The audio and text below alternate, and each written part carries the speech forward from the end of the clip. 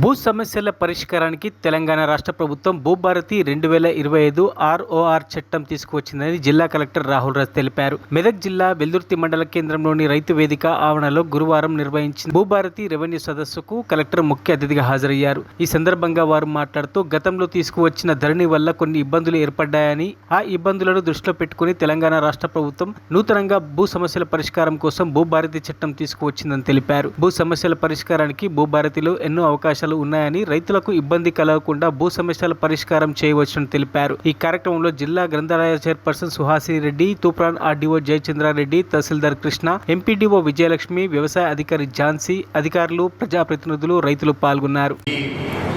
ఈ నెలలోనే మరి 14th ఏప్రిల్ రోజు డాక్టర్ బాబాసాహెబ్ అంబేద్కర్ జయంతి రోజు మరి డిస్ట్రిక్ట్ కలెక్టర్స్ని అందరినీ కూడా హైదరాబాద్ పిలిపించి, రెవెన్యూ డిపార్ట్మెంట్కి సంబంధించిన అందరినీ కూడా హైదరాబాద్కి పిలిపించి మరి అందరి సమక్షంలో ఈ భూభారతి చట్టం అనే దాన్ని కూడా లాంచ్ చేయడం జరిగింది.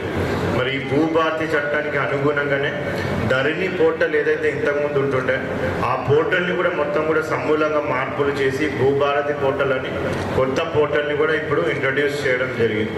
మనకు ప్రజలకు, ప్రజాప్రతినిధులకి అందరికీ కూడా దీని మీద అవగాహన కల్పించినట్టయితే వాళ్ళు వాళ్ళ ఊళ్ళకు వెళ్ళినప్పుడు, వాళ్ళ ప్రాంతాలకు వెళ్ళినప్పుడు అక్కడ ఎవరైతే సమస్యలతో సతమతం అవుతా ఉన్నారో మరి వాళ్ళని చైతన్యపరిచి వాళ్ళని ఈ భూభారతి చట్టం ద్వారా వాళ్ళకి ఏ విధంగా న్యాయం జరుగుతుంది, ఈ భూభారతి చట్టం ద్వారా ఏ విధమైన సంస్కరణలు ప్రభుత్వం తీసుకొని వచ్చిందో వాళ్ళకి తెలియజేయాలనేసి కూడా ఈ అవగాహన సదస్సులు కూడా ఏర్పాటు చేయాలని కూడా గౌరవ ముఖ్యమంత్రి గారు ఆదేశించడం జరిగింది.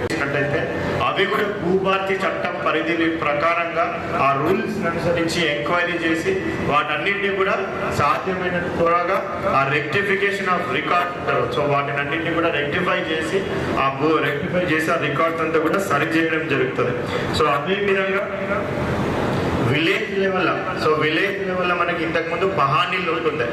ఆ పహానీళ్ళు అంతా ఇప్పుడు తీసేయడం ద్వారా చాలా ఇబ్బందులు ప్రజలు పడుతూ ఉన్నారు. మరి దీన్ని గ్రహించి ప్రతి సంవత్సరం 31st డిసెంబర్ రోజు ఏవేవైతే ఆన్లైన్లో పహానీళ్ళు ఉంటాయో అవన్నీ కూడా ఆన్లైన్ నుంచి ప్రింట్ తీసి ప్రతి గ్రామానికి కూడా విలేజ్ పహానీ అనేది ఒక రికార్డు కూడా ఇయర్ మెయింటైన్ చేయడం జరుగుతుంది. సో దీని ద్వారా ఈ ధరణి రాకన్నా ముందు మరి ప్రజలందరూ కూడా నిరంతరం వారికి ఉన్న 1 ఎకరమో 2 ఎకరాలో ఒక గుట్టను నిరంతరం అందరూ శ్రమిస్తూ వారి కుటుంబాలను పోషించుకోవడానికి మరి కాయకష్టం చేస్తూ జీవించేవారు.